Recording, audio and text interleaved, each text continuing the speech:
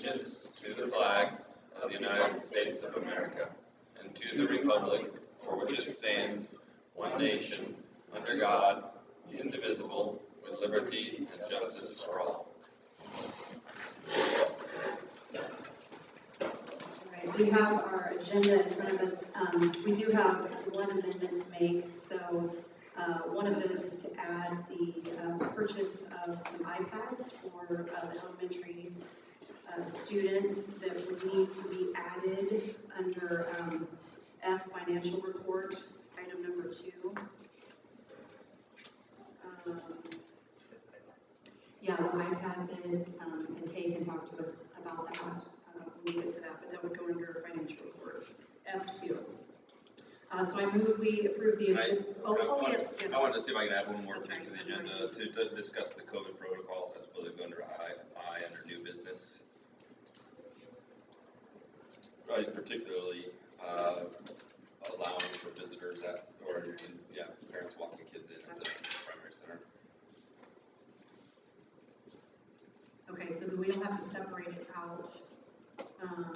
Well, we can separate it out amendment by amendment. So let's do that.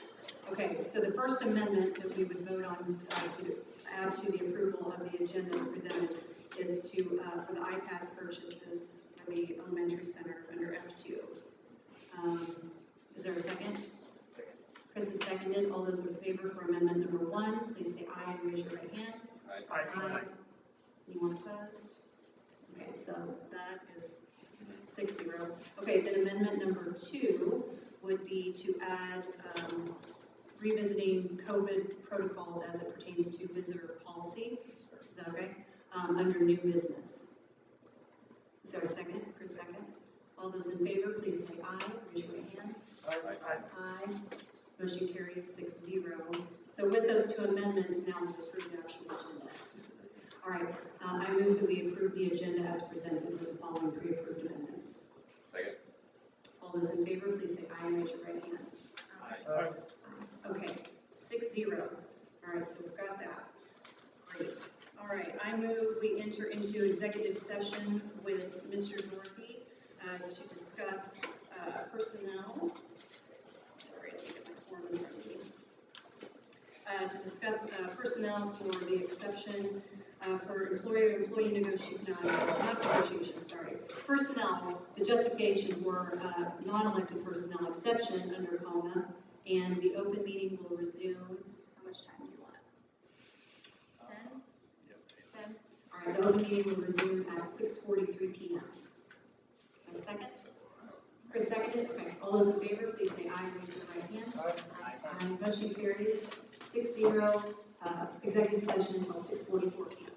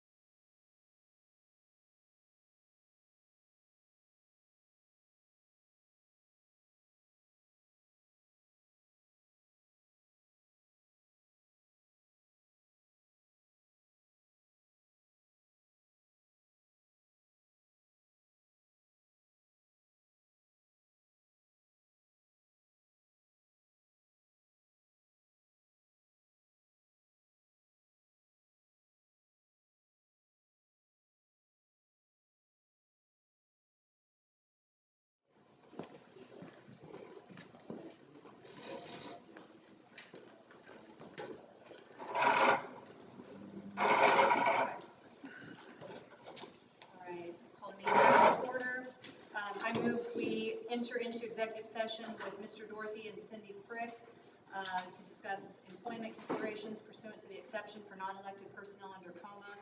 And the open meeting will resume in the Commons at 10 minutes, you think? 6:55? Is that, okay. The open meeting will resume at 6:55. Second. Phyllis seconded. All those in favor, please say aye and raise your right hand. Aye. Aye. Motion carries 6-0.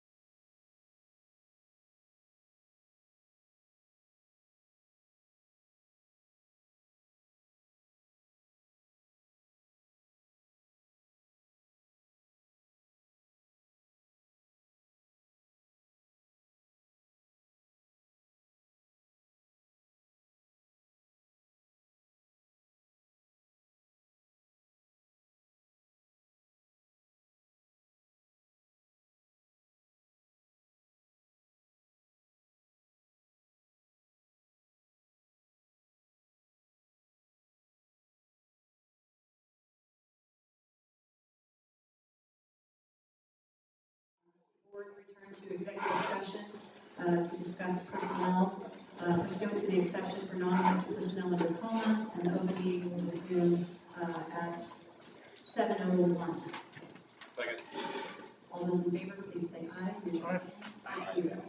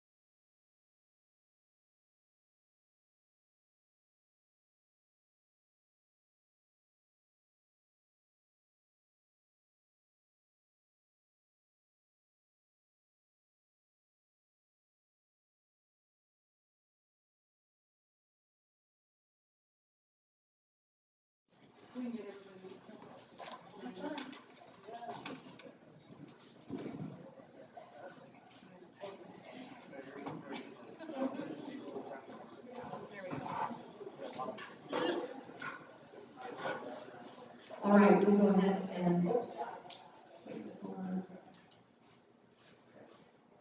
We have one. Go ahead and call this meeting back to order. We have the consent agenda to approve.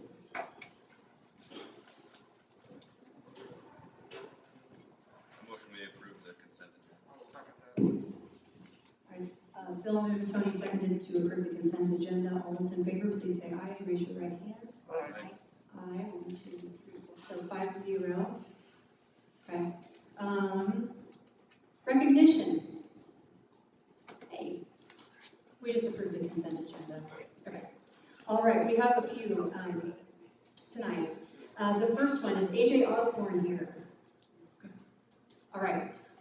So I try to do site visits every quarter. I know this is going to sound a little zany, but AJ is a spouse of a teacher, and I almost hate to give this to one person because I know many spouses have helped many of their teachers, and there's been lots of support and teamwork. But I was at a site visit at the PC, and with all the sanitizing that's been happening with the tables, I was like, what is this contraption that is saving everyone's back?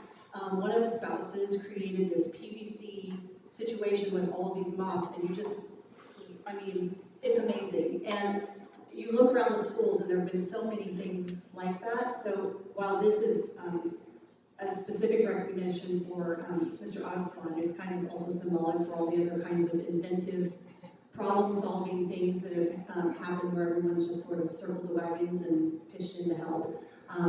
So I wanted to recognize that.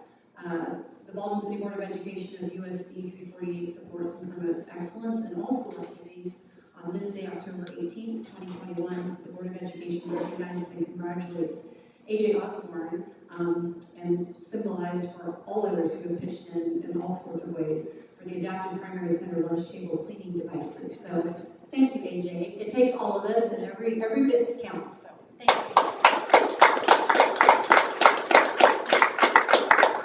We will get that to them. Do we have our custodial crew here? Anybody from our custodial crew? Okay, I don't see anyone. If I hollered loud enough, somebody might come, or if I spilled something, they'd come. Okay, so sidebar real quick. Tomorrow is actually bus driver appreciation day. So if you have a chance to thank a bus driver, please do it. That's tomorrow. We deliberately did not do that tonight. We wanted to recognize the custodial crew first. We'll do bus drivers next month. You can recognize more than once. But our custodial crew has really been through it. I mean, everybody has, right? But just trying to lift and highlight different groups of people who have kept all of this going. And, I hesitate to say part of this because I think sometimes when you give things oxygen, that's not always wise. But I'm going to go there because I just think it's a good awareness thing for all of us parents who are trying to keep up with all the challenges of social media regulation. But our custodial crew, in addition to all the things that, the extra tasks that they've had over the last year and a half, there was also recently at the beginning of the school year, a social media challenge that kind of encouraged kids to not make great choices where bathrooms were concerned. And it's good for us to know that and to be watching for that.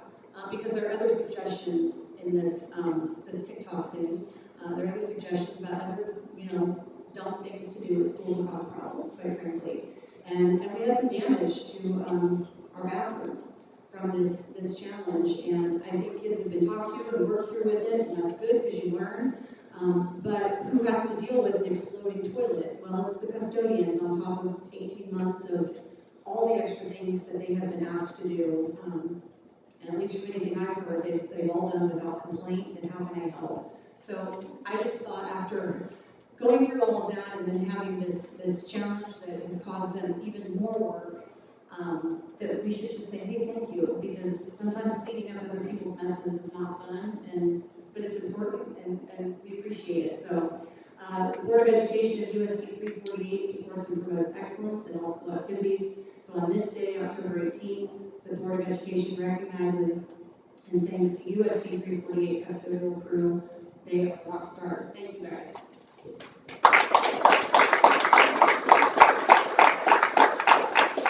All right, and these two I can kind of do at the same time. time, and I see one of them is here. So Kansas Coaches Association does a poll every year. So this is a selection from and among your colleagues.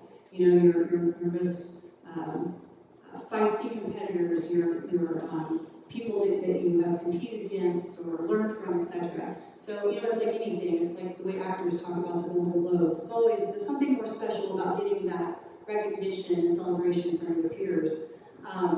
And to receive Coach of the Year from the Kansas Coaches Association, which again is a poll among the coaches, so they choose one of their own. For a school to get that is a big deal. And we didn't just get one this year, we got two. And this was announced at a recent football game, but I thought we should also mention it again here. We had two coaches from Baldwin High School be chosen from the Kansas Coaches Association as the Coach of the Year. The first one is Kid Harris for girls wrestling, Coach of the Year. So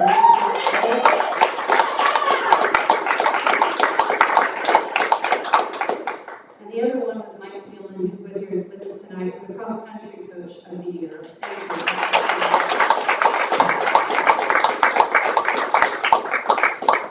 I get to do this more than once. You're welcome. You're welcome. Thank you. Thank you. So a really big honor for Baldwin High School to have two of those in 1 year, and those were 2 of 3 state championships last year. Our cheerleading squad they were also state champions last year. So during really hard stuff, when kids were, hey, if you want to do it, you got to put a mask on. We had kids running in masks, wrestling in masks. They said, okay. I mean, whether you agree with it or not, that's not the point. Kids were told this is what we need to do, so if that's what we have to do, we're going to go get it. And Baldwin High School brought home 3 state championships. So there's a lot of good there, and we appreciate all the effort that went from the coaches to make all that happen. So thank you very much.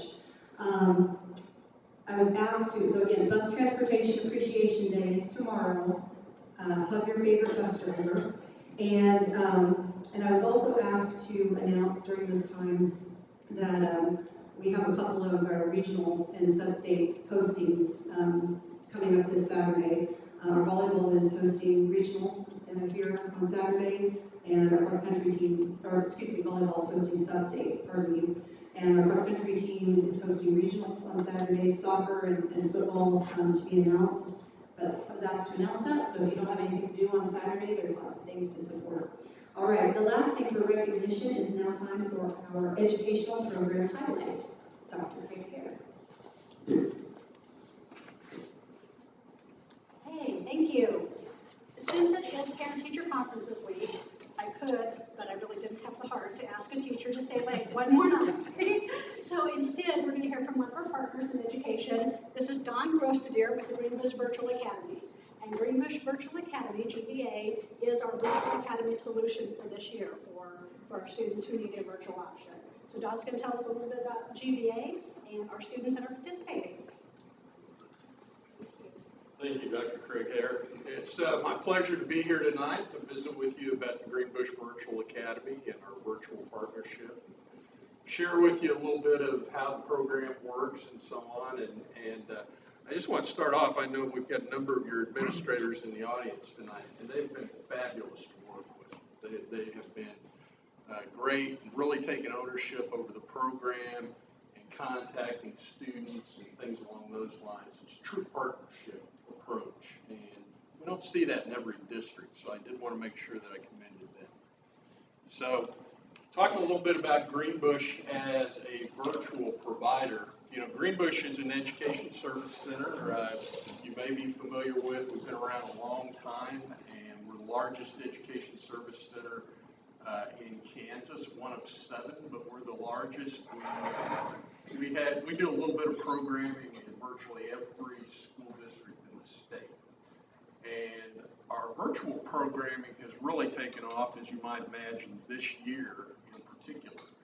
And we have 90 school district partners that are part of our virtual program across the state of Kansas.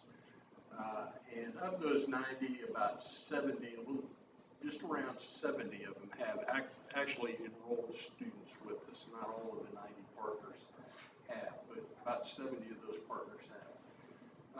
Greenbush is an experienced virtual provider. We have a strong history of providing virtual programming. Been doing it probably, in a partnership manner with school districts for at least the last 15 years, I would say. And Baldwin's been involved in it pretty close to that amount of time, I think, as a virtual partner. And then also through the Call Valley Learning Center, we've done alternative virtual programming for kids as well. So we've been involved with the Baldwin School District for quite a number of years. And,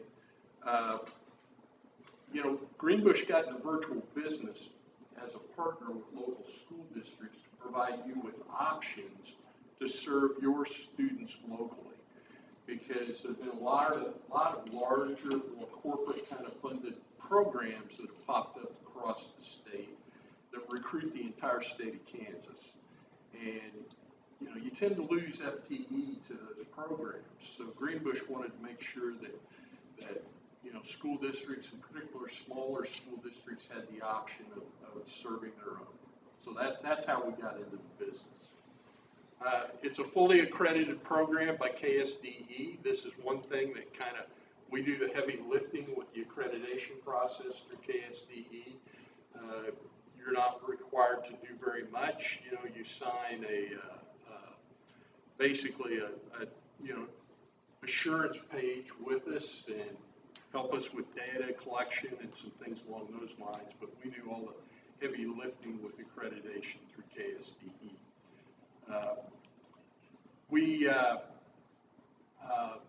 Then you can enroll. It's a fully accredited K-12 program, and we also offer adult diploma completion as part of the program as well. And I think we've had some adults over the years that have gotten their high school diploma through the program with us from Baldwin.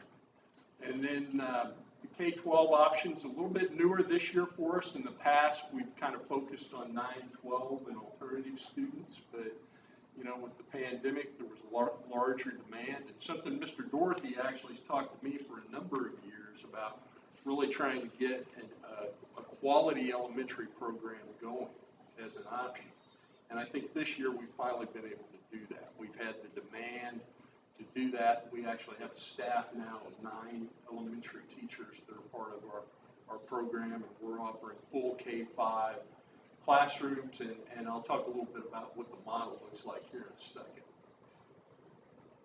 One of the things we do that's a little different this year is we implemented what we're calling an academic coaching model to make more contacts with kids and kind of work with your staff of counselors on their individual plans of study. So we have regional academic coaches. The academic coach for this region that serves Baldwin is Amanda Frost. And she works in a lot of ways in counseling capacity with students, but she's also a liaison for your administrators as well. She does progress monitoring on the students to make sure that they're on target and everything, and if they're not, she works with the administrators to try to get them back on target. We do have some students that, we have to work on that a little more than others.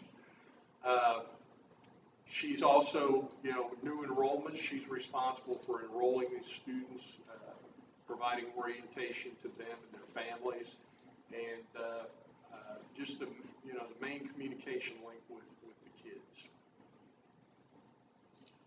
We can go to the next slide, please. The instructional program is a little bit different depending on the grade level. Our grades 6 through 12 students are enrolled in courses in the Edgenuity virtual platform, and we have licensed content teachers that provide that curriculum to them. So, if they're enrolled in math classes, they have a licensed math teacher. And, that may seem like a natural thing in a brick and mortar. That's not the case in all virtuals. Virtual, you're allowed to use what they call progress monitors, course monitors, but we thought that it was more important to provide the content through licensed content teachers. So we made that kind of a fundamental approach this year. So we're doing that this year with those teachers. Our K-5 students are enrolled in an elementary program taught by a licensed elementary teacher. We use a different platform than Edgenuity for that. We're using the Florida Virtual School platform for that. And both programs are a blend of synchronous and asynchronous learning, but at grade 6-12 level, it's a lot more asynchronous. You know, the kids are logging onto the platform. The teachers are there to support them kind of as they need it. But at the elementary level, we spend a lot of time during the mornings with those kids in Zoom classrooms. So we have morning meetings every day for K-5. We also do live lessons in language arts, social studies, science, and math. And then we also have one live lesson a week in their special. And all kids have one special. At the lower level, K2, they're in PE. And at the upper level, it's this time around, it is, let me think here, 3, 4, and 5, they are in computer applications, art now, and then computer applications, second semester. So it's kind of a blended approach. Because of the way virtual is supposed to operate according to the state's guidelines for virtual, people don't have to log into those live lessons if families can't because of time schedules, flexibility, or they just choose not to. That's their choice. We don't require that unless they fall behind. Then they are required to log into live lessons. Or if we schedule any kind of special intervention time with kids, one-on-ones or small group kinds of interventions, they are required to log into those. But the other part of it, we do all the live lessons and the morning meetings are all taped. They're all recorded, and so people have the opportunity to look at those later if they don't want to log in. So, and then, as I said earlier, we do continue to provide our adult diploma completion program for adults who drop out of high school and are wanting to work on a high school diploma. And we've got probably statewide, we've got approximately 400 students that are in adult diploma completion. And so it's a pretty popular program. It's an alternative to a GED program. It's not a GED, it's a full-fledged diploma. They're working towards finishing the credits that they needed. We do a transcript analysis, and they complete the credits according to what your district requires. And if they complete that, then they get their high school diploma. One of the things too, and I wanted to laud your staff for this as well, is that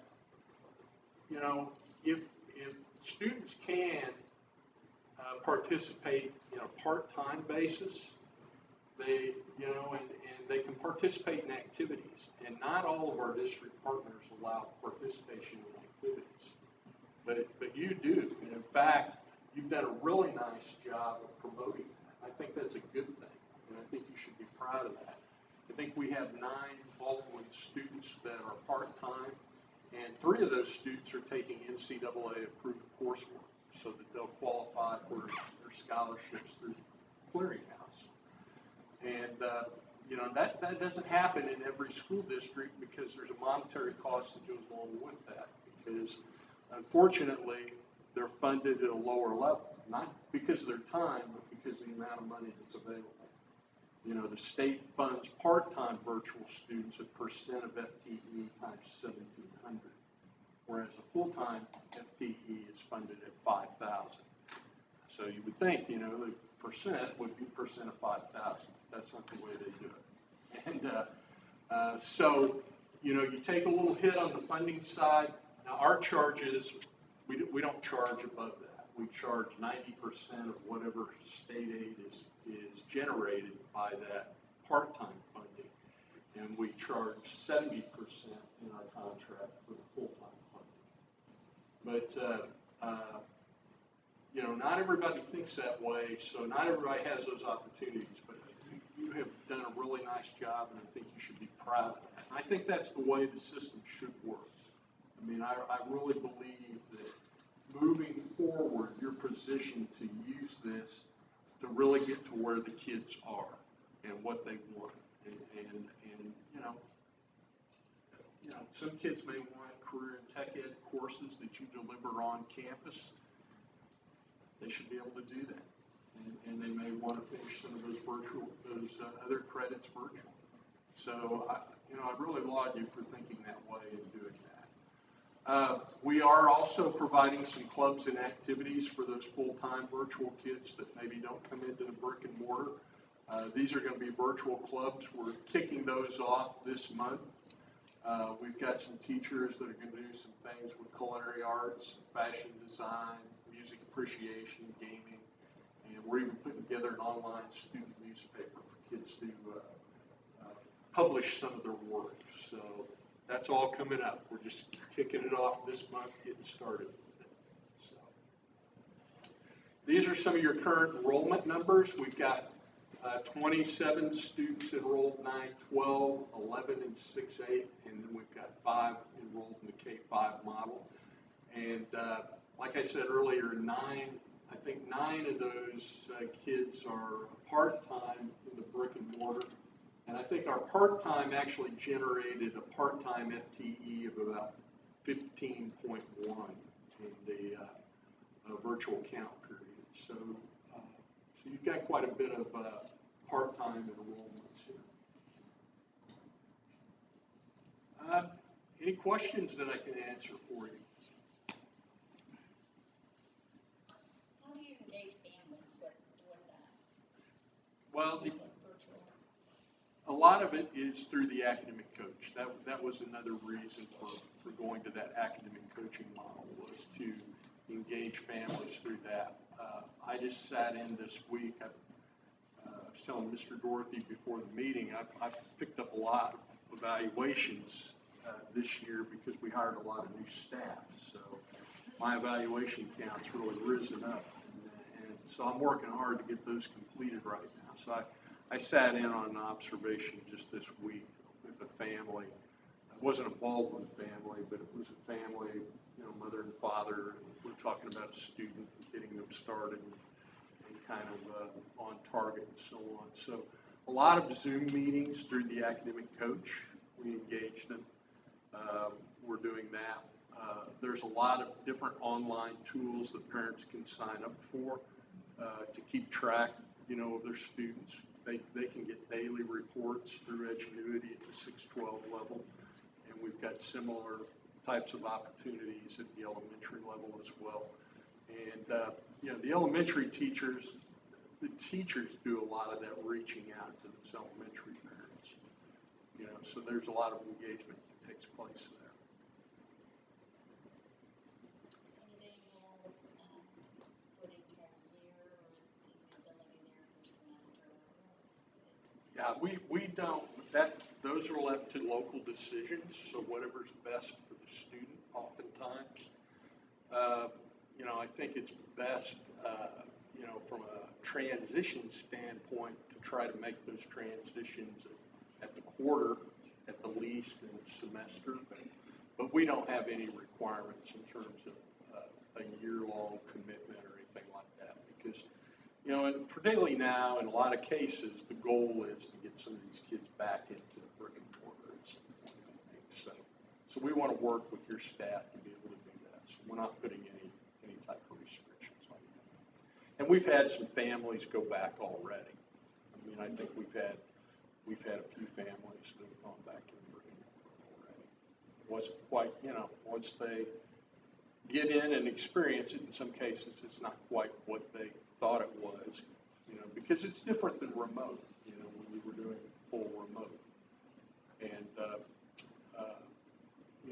there is, particularly the lower in grade level, it's very important to have a learning coach, a parent, a grandparent, somebody that's in the home that can be there to support the student. Sometimes parents, that becomes a bigger task than they thought it was.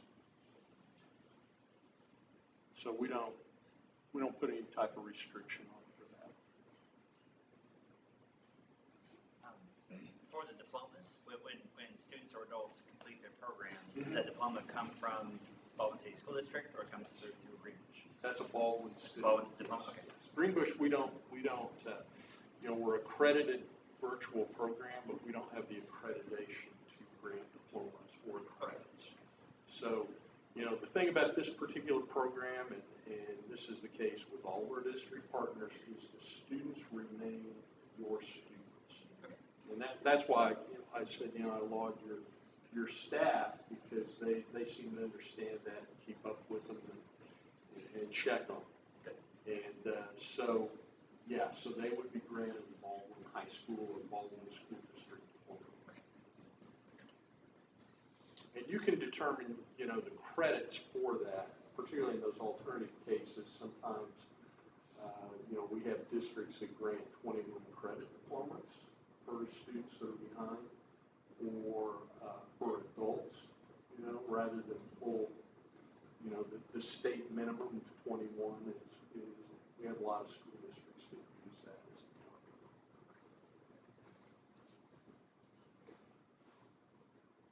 Any other questions? Okay, I do have one more, sorry. No, it's fine. This is really just curious, given the state's 40-hour rule on quarantining for brick and mortar schools, at least you probably don't have to follow that as tightly, but what is the construct of attendance? Is it like assignment completion? Is it show up on Zoom or what? Yeah, that's a great question. And first off, the 40-hour doesn't apply in this. That 40-hour is a remote learning rule. This is not remote. This is virtual, so there's no application to that rule at all. The attendance model for virtual is KSDE wants 25 hours per week, okay, in a 7-day period. It runs from Sunday through the following Saturday. 25 hours per week of log-in time. Now, they're also a little loose on that as long as students are making progress. So if students are making progress towards their targets and they're not behind, they don't really worry too much about the 25 hours, honestly.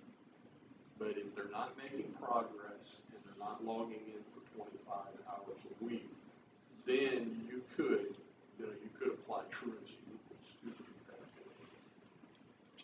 That makes sense, thank you. Yeah, and we monitor that through their login times, their Zoom times, attendance, with the teachers, and we'll report hours to you, but it's not. You don't have to put down all the hours like a daily. It's not a daily attendance that you're required to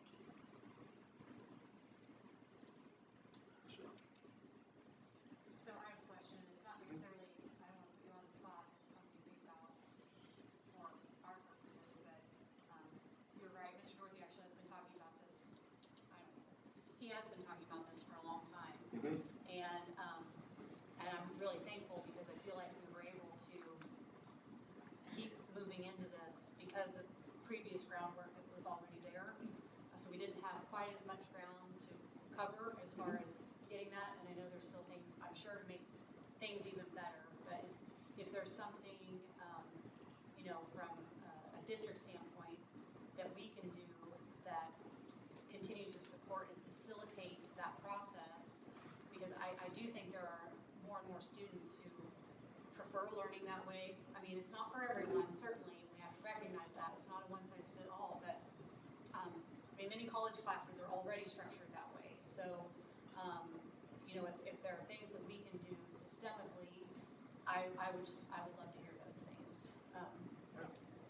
That's a great question, and I think there are things, particularly in terms of advanced planning for next year. We've been having a lot of internal conversations about, being able to sustain the model moving forward. Because quite honestly, we went from having approximately 400 students last year, mostly 9-12, some 6-8, no K-5. We went from 400. This year we've got about 1,200 under age 20 students in our K-12 program. And we got another 400 adults on top of that. So being able to sustain that moving forward, you know, what's that going to look like next year? That's a big question that, you know, that we're talking about a lot. And because staffing, you know, we weren't planning on 1,200 students, to be honest, because Mr. Dorothy can tell you, I did a lot of work last spring trying to get projections from school districts on numbers and everything, and everybody under projected. So, I mean, everybody under projected. So we were really blitzed this fall. So we had to add staff and do a lot of things, you know, to accommodate all these students. So moving forward, I think, you know, having discussions early on about making this available, marketing it to your families, you know, and is going to be important towards sustaining it. So I'm glad you asked that question, because I think that will be important for us to have districts that are really committed to doing it. And so we'll need to have those conversations with you sooner as opposed to later. That's helpful, thank you. Anybody else? Well, thank you for your time Thank tonight. you. Thanks for coming and It's visiting my with us pleasure. tonight. Thank you. So great to see you. It's nice to see you. I feel like we should clap for you too, because it's exciting.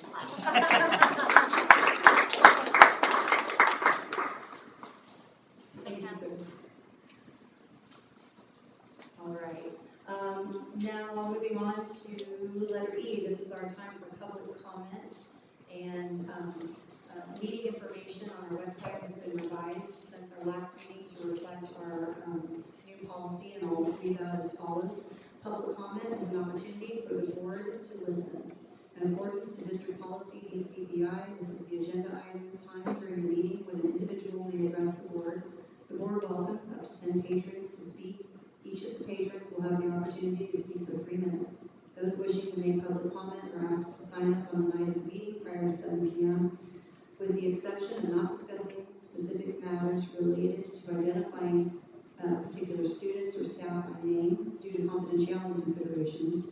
Other than that, there are no restrictions regarding the subject matter the patron wishes to share with the board. Also, if a delegation of persons comes to discuss a single issue, every effort should be made to avoid redundancy by each person stating only new facts or new perceptions during their allotted time. Board members are not to respond during this time. Again, this is the time established in the meeting for board members to prioritize listening to the public. And we have one person signed up for tonight, and that is Lindsay Perry, and the topic of public comment is soccer VHS. Welcome, and thank you for coming.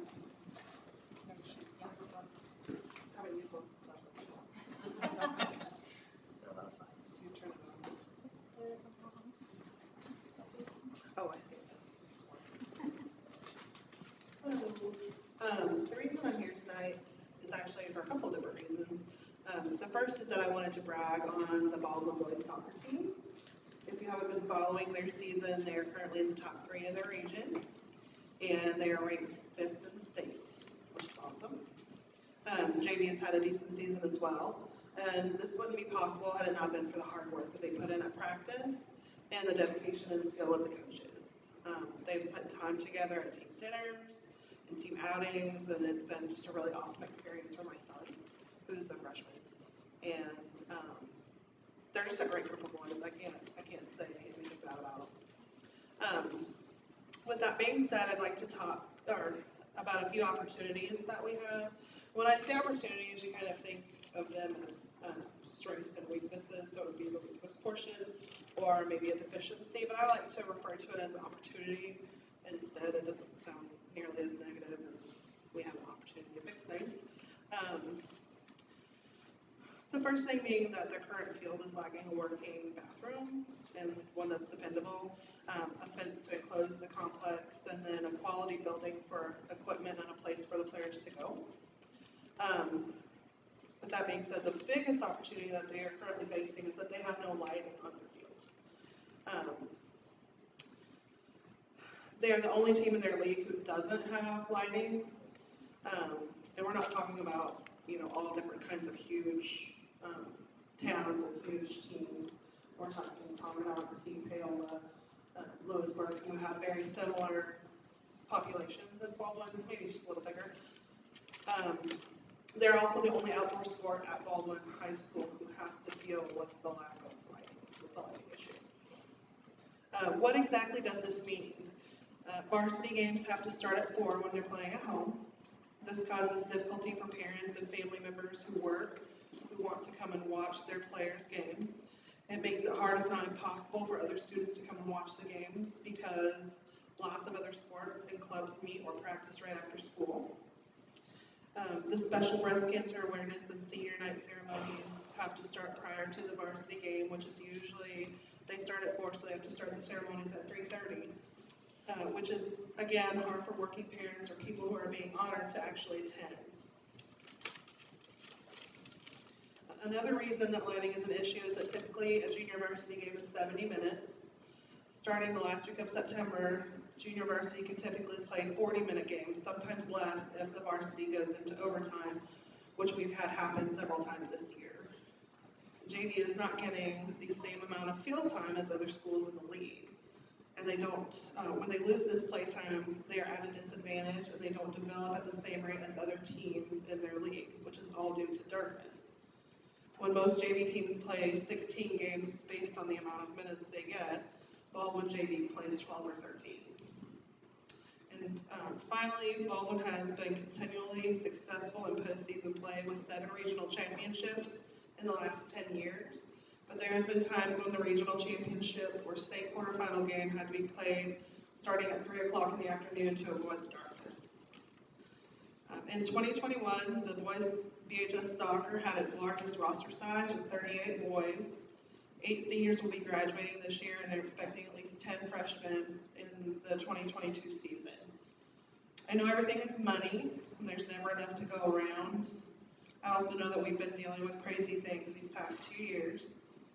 I love the town, I love the community, and I love the schools. And we would be doing these players, past, current, and future, a huge disservice by not taking this issue into consideration and exploring both the costs involved and the means of paying for it.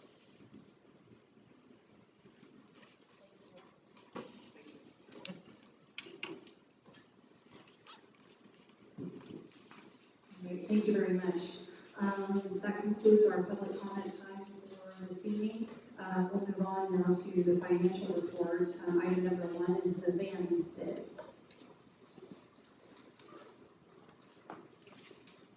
Yes, on the capital outlay plan.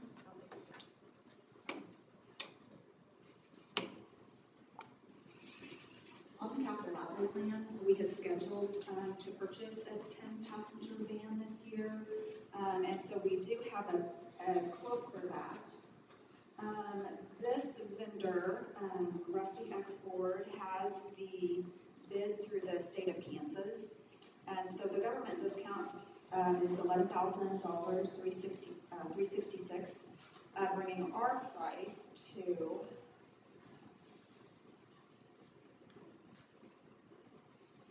total with the tow package $33,771. This vehicle will be replacing a 2006 Suburban that is going to be on the disposal report probably in a month or so. And it has been the one that's been towing the trailer for activities that need to use the trailer, which is why we're getting a towing package on this one.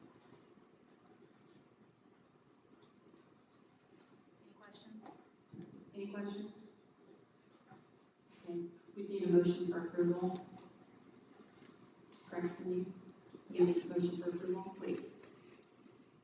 So I make a motion that we approve the van purchase from Rusty Eck Ford for $33,771. Second.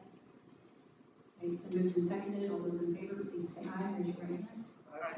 Okay, motion carries 6-0. Item number 2, which is amended at the beginning, was to consider for iPad purchases.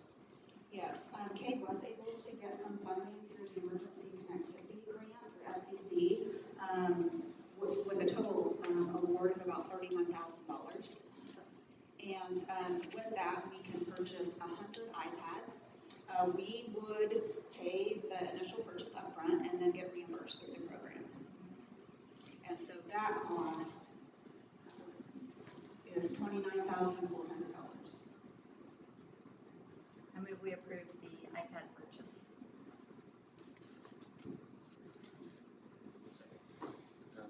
Susan has moved and Chris has seconded the approval of the iPad purchase for purchasing $29,400. Yes. What are you doing with it? What are we going to do with the extra? There's a little bit left for connectivity. I'm totally kidding you. So, no, There's a difference. there is some left for connectivity. We have about 5 iPads that are cellular. We haven't had a connection for, that's funded through that And last you little can bit. use it enough. That's Yeah, awesome. yeah, it's specific to those 2 things. That's all we can use this money for. Great. All those in favor, please say aye and raise your right hand. Aye. Aye. Motion carries 6-0. All right.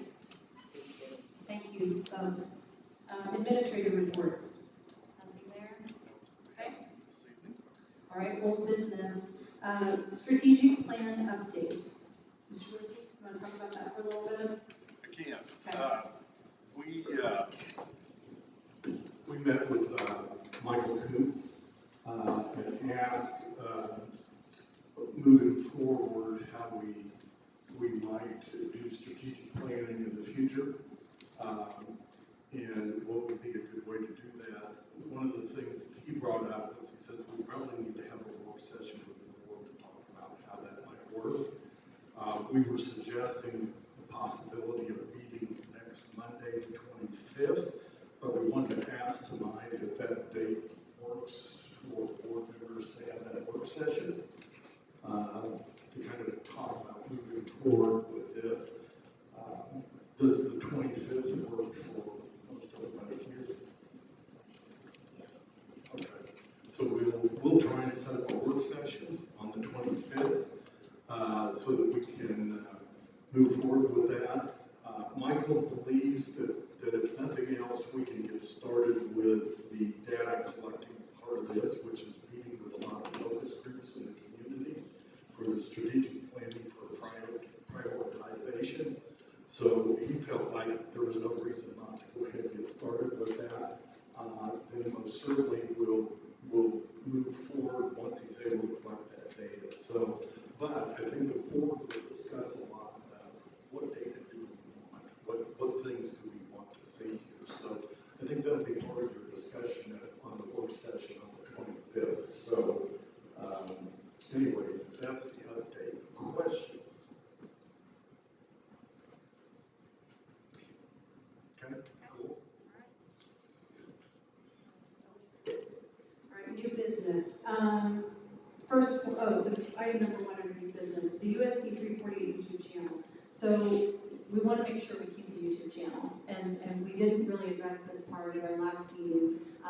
We had a recommendation come earlier, and we just didn't get to it at the last meeting, but there was a question as to whether we should continue live streaming. I mean, there's no question about not recording at all, so I don't want anyone to think that I didn't take it that any board member had any interest in removing that. It's important. The question was live streaming in real time versus recording the night of and then like posting the next morning or posting later that night. That is something that we didn't decide as a board. Pros and cons, but I want to open that up to discussion among the board, if there are any thoughts about that one way or the other. Susan, do you have anything? No. Phil? Is there a difference in workload between the two? Like, is it just clicking a button to say save and record and then hitting the upload later versus hitting just like upload go? Right, it's likely I would just record it. It would still go to YouTube as private, it would just after the meeting, we make it public. Okay, so there's no workload difference. No workload difference for the most part. Okay. Thoughts? Tony? I have no preference one way or another, right? I talked to a lot of community members who evidently don't have Apple Plus or cable who watch these meetings live. And if that is their preference, I'm happy to do that, but my goodness, I always counsel them to get better entertainment. Because watching me work is not very exciting. Chris, your thoughts? No, as long as we retain the community's ability to watch the videos, I would prefer to have it live, but at the same time, if it's overly cumbersome, then I think it's okay to post the next morning. I'm kind of, sorry, Andy. Yeah, I don't want to jump in yet. Yeah, Go ahead, sorry. I was more worried about the intersection of live and ongoing public comment. So now that That's that been performative aspect has kind of been whittled down, I don't have an issue. Okay. Yeah, I feel like we should, to change something, to change what's kind of the status quo, I feel like we should have a good reason to change it. And I don't, to Andy's point, that was kind of my main reason, was to eliminate, like you said, I think the performance aspect of it was the right way to do it. I feel like we've, accomplished that. In our listening, the only comment I've heard is that I would really like you to keep the live stream going. And if there was a huge difference, in workload to do that, and they would be like, oh, it's so easy if I just record it and upload it, and it's a huge work to do it, then I'd say, okay, yeah, let's change it. But if it's the same workload, I don't have a good reason to change it. I'm kind of leaning back towards staying live. Agreed. And we didn't nail that down specifically, and there were some questions about it, so I just wanted to make sure that we were all on the same page. So no action is needed because the status quo is that we're live streaming, so there's nothing we need to do with that. All right, so resolved, moving on. Item number 2 is the second amendment to the agenda, was some clarification about our visitor policy in our COVID protocol document. In our listening session, some things were brought up about, and if the board has made some of that confusing, this is not a throw anybody under the bus kind of conversation, this is just problem solving. Boards create policy that can be implemented in building specific ways that are appropriate for those buildings. One of the comments that was made was, well, if the masks, I don't want to misquote the young lady who spoke, but she said, hey, if the masks work, they work. Right. So can I put a mask on and come walk my kid into class?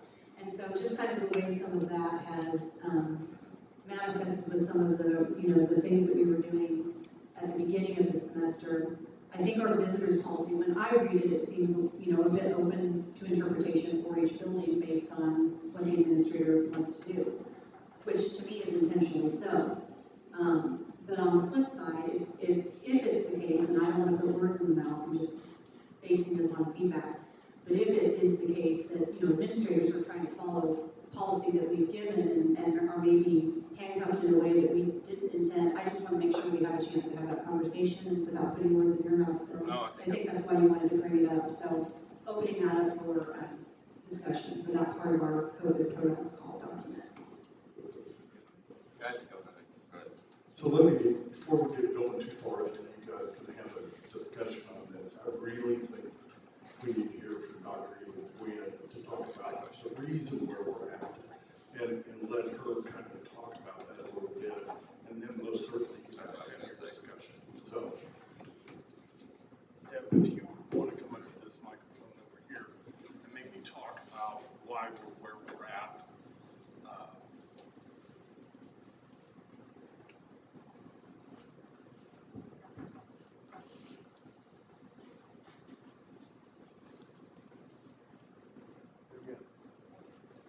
We have a limit on visitors because that's what's in the protocol. So we've been fairly strict about that. I don't think that anybody, staff, parents, kids, likes that. It undermines all the development of relationships that we've been working on forever. Pre-COVID, parents always walked. If they wanted to walk their child to school, into the classroom, that was fine up through second grade. You know, at the end of the first quarter, in kindergarten, first and second grade, we tried to discourage that because it does take away classroom time. If hugging and kissing happens at the door, classroom door. But that's one of the things that all of us miss, is that development of relationships. This year, at the beginning of the year,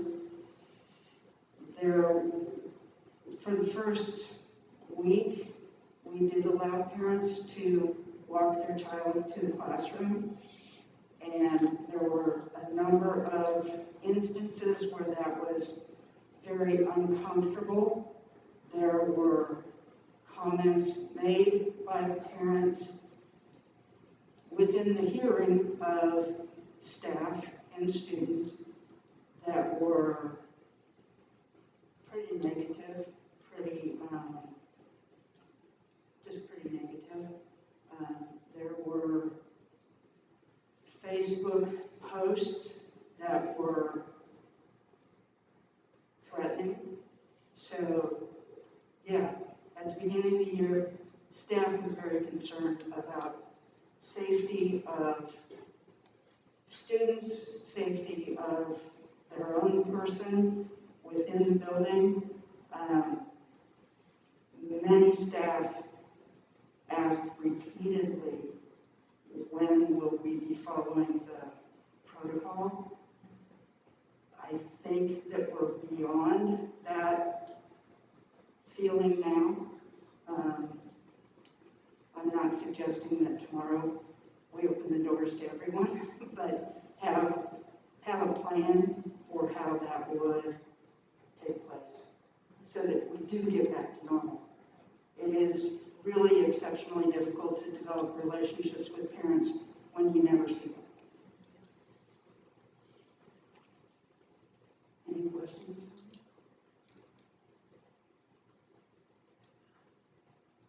Thanks a lot. You can say it better than I can. Thank you, Dr. Baldwin.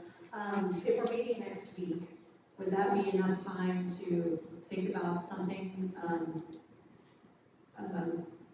You know, if it's, I mean, I think, I don't know if board members have other ways of doing this. I'm just trying to think how we could get it done, but also give you time to get it done. You said you would prefer if we made a change, and I'm making assumptions because we would need to vote, you know, to clarify that document, right? So it's in line with what you just said. But you also said I wouldn't want you to open the floodgates tomorrow, so. Well, I mean, I don't want to interrupt. Yeah, no, I guess I do.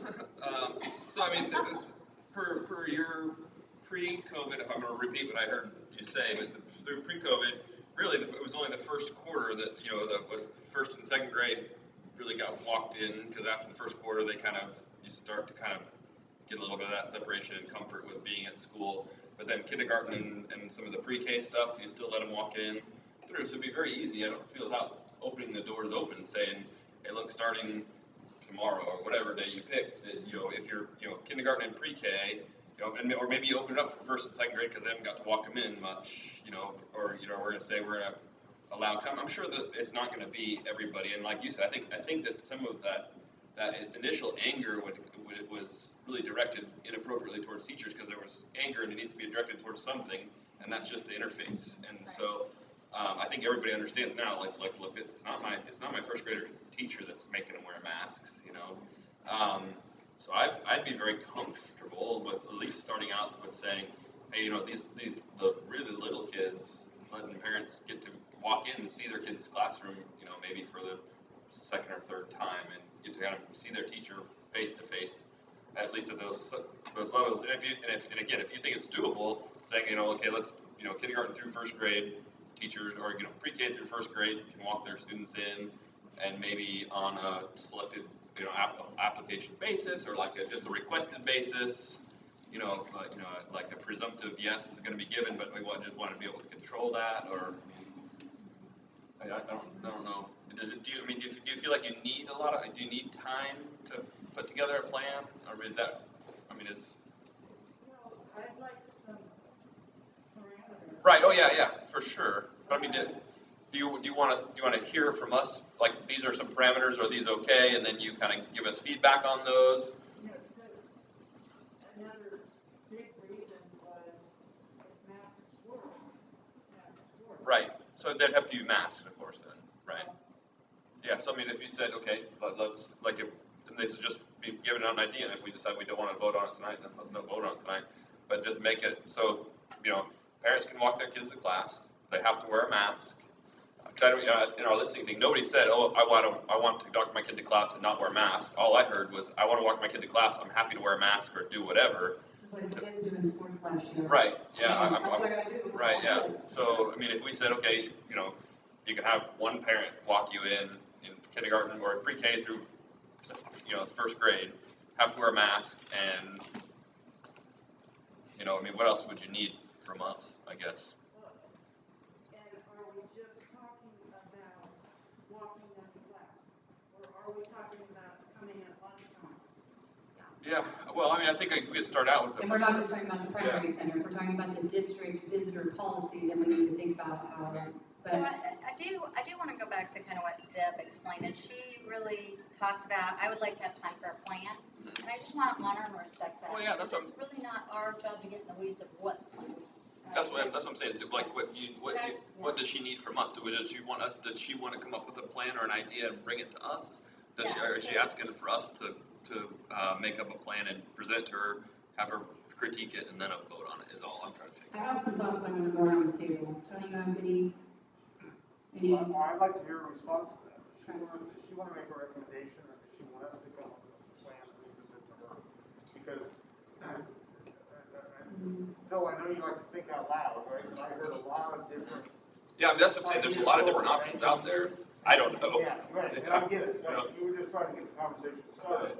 But I want to be careful about this, because parents are going to rely on this, teachers are going to rely on this. So I want to make sure that we're clear as to where the lines are drawn. And I'm happy to make this as open as possible, because I agree that those connections and for parents to be able to walk their kids into the classroom, it sounds like a little thing, but it's a big thing, right? That's a big deal.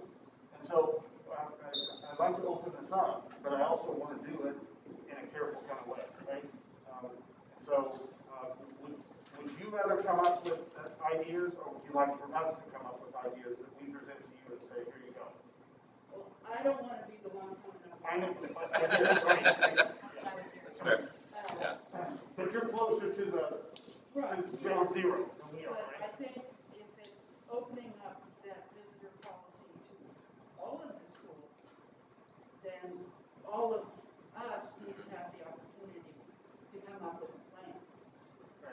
Right. I'd like to have the A team put together something, and I want that A team to include Lisa, she's not here. And I think she needs to be part of that discussion. Okay. Yeah, do you think, is that something that could happen by Monday's work session? Yes. And then we can vote for it then, yeah. I don't want it to be something that gets put off and put off and put off. Agreed. And we're also like at the end of the first quarter, starting the second quarter, so the timing kind of makes sense in that sense. And then the other thing too is, I do think it's important to have that, it's the same process that happened the first time. We voted 6-1 to, try to get returning to normal. And then we said, okay, team, what's that going to look like? And then the team brought back the COVID protocol document that then we went through. This is kind of the same. Now we're asking, hey, we want to revisit this. I think everybody's saying they want to revisit it. You just need a directive to revisit it and to have a policy that makes sense. But with you guys having a chance to have feedback, so that it doesn't unintentionally create more confusion. Which visitors? What time? Is that lunch? Is that just walking? All those little things that those of you who just deal with this all the time, and then it's also relevant to your building without being hyper-focused on the PC, but then how that policy might have unintended consequences at other building levels. So if the rest of the board is comfortable with that, giving them all that time so that we can revisit that on Monday. Does that all right with everyone? Chris, Just yes, one sir. clarification. We're just talking about clarifying what's in that visitors section. The visitors section. Unless you want something else. No, it's a big document. Yes. So like focus in on what we want to really talk about. No, and I'm glad you said that. This is, yes, because we don't want one little click to get mischaracterized. This is specifically about reevaluating our visitors policy, because we do recognize, just to bring it like bird's eye view, relationships in this district are very important. You see them every day. If you're lucky enough to be around any one of our buildings, or on any one of our buses, or any one of our nurses' rooms, or there's a lot of love and caring that happens all the time, but those relationships start from day one, and everybody recognizes that. So if there's something about our policy that's standing in the way of that now, that we're moving into it, it's appropriate to reevaluate it. So we have a plan. All right, great. Then no other action specific needed for that tonight. Board member input, co-op report.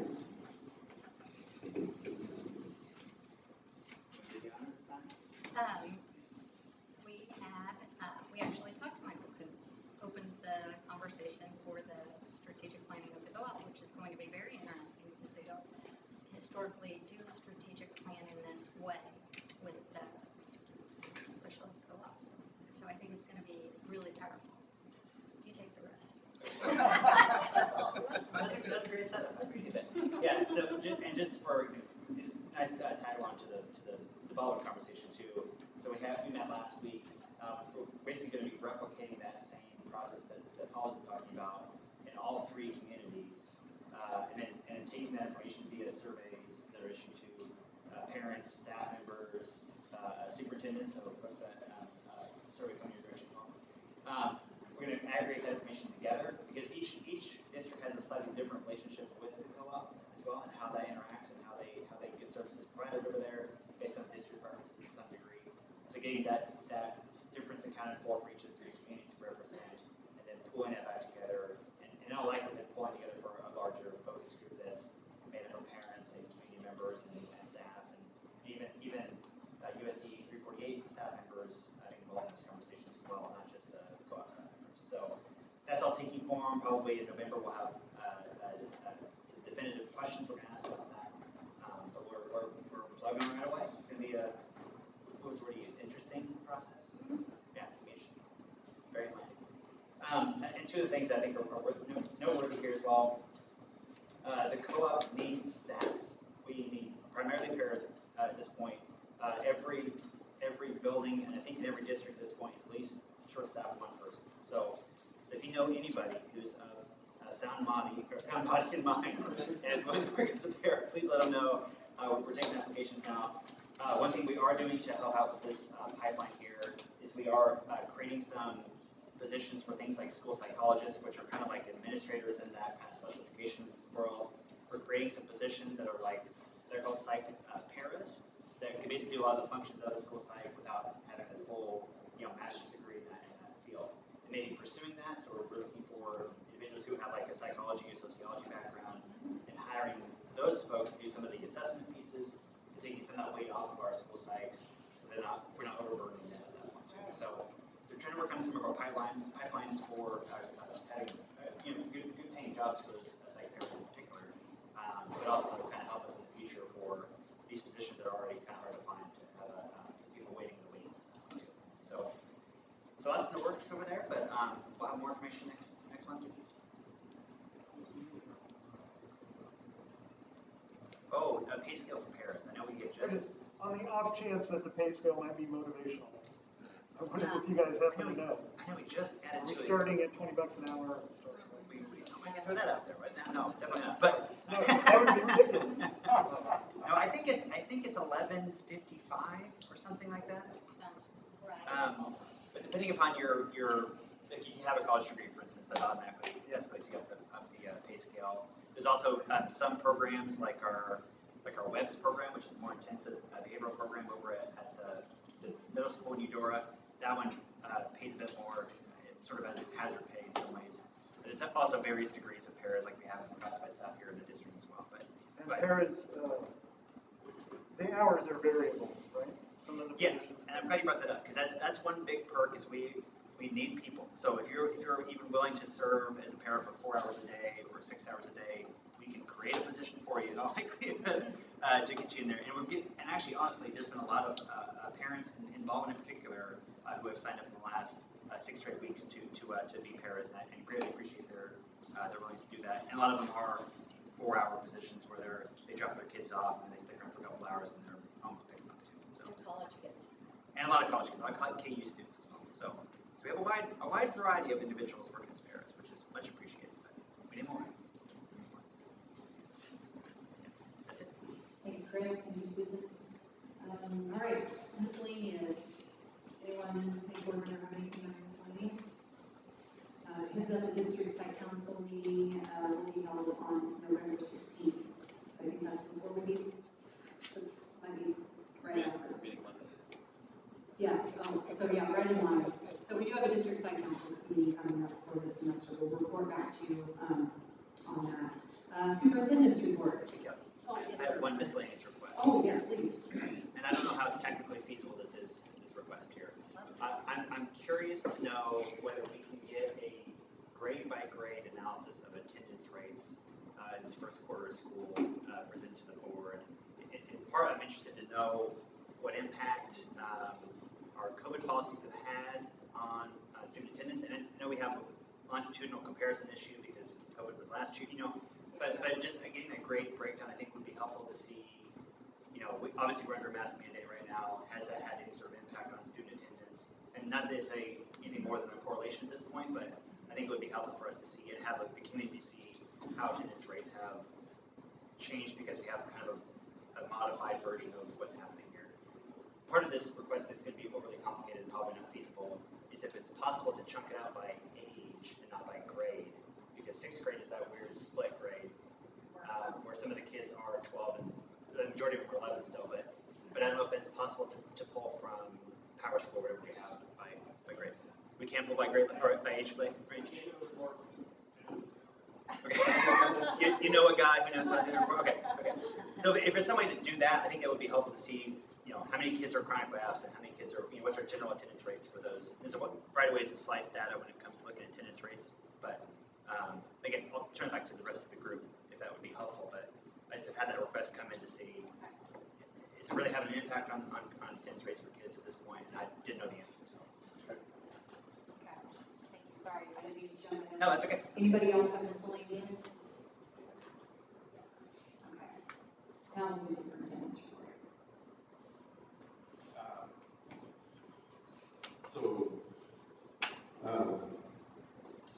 Let's see, this is my first time doing this, so I'll just be real quick here. Most certainly, I'm not going to spend a lot of time because there's 8.5 months in the school year left. But I did want to say, and it's on the personal report, so hopefully the board will accept that tonight. After 24 years as superintendent, I got to stop for a second. Okay, after 24 years as superintendent, 16 years in this district, I have been planning for a long time on my retirement, and it's time. I've reached the right age, and I think the financial part is good, and so most certainly I'll be retiring at the end of this year, June 30th, and so my retirement letter of notice is on the personnel report, so I won't spend a ton of time tonight. Most certainly I hope to talk more in May or June about some of the experiences that I've had here, and most certainly I think I told Andy way back when I got hired that I was looking for challenges, and most certainly there's been challenges, lots of positive but lots of challenges in this district. Most certainly that's what it's all about, is working through those the best way we can. So anyway, I'll stop there so I don't voice this crack. Anyway, just wanted to say that. Can I offer, I didn't mean to step Yeah, on you. take the microphone. Do it on the microphone so we can hear. Paul, I'm not saying any of this because I want you to break up. I just would like to say that I think I'm finishing my 11th year of school board service, and There are a number of things I'm proud of over that time, things that I can point to, but nothing more important than the leadership I helped facilitate by hiring you, being part of the board that hired you. And that legacy will carry on long past your service here, and I just want to tell you I'm really grateful. Yeah.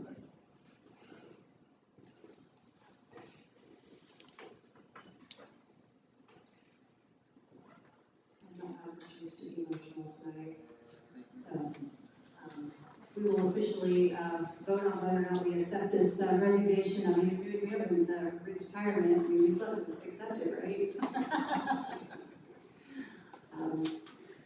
Thank you, Mr. Doherty. Executive session items, anything anybody wants to go into executive session back and forth? Okay. Then all we have left to do is to approve personnel report.